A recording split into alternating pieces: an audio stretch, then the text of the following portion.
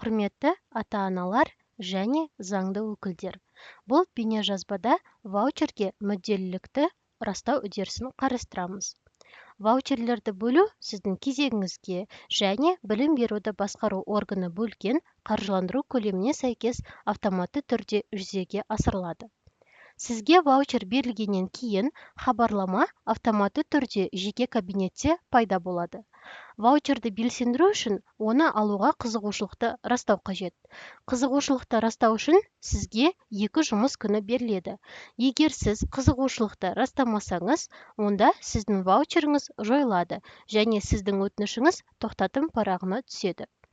Ваучерге қызығушылық расталған сәттен бастап, сізде балабақша таңдау, құжаттарды жинау және электрондық шарт жасасу үшін 5 жұмыс күні болатынын ескеріңіз. Назарларыңызға рахмет.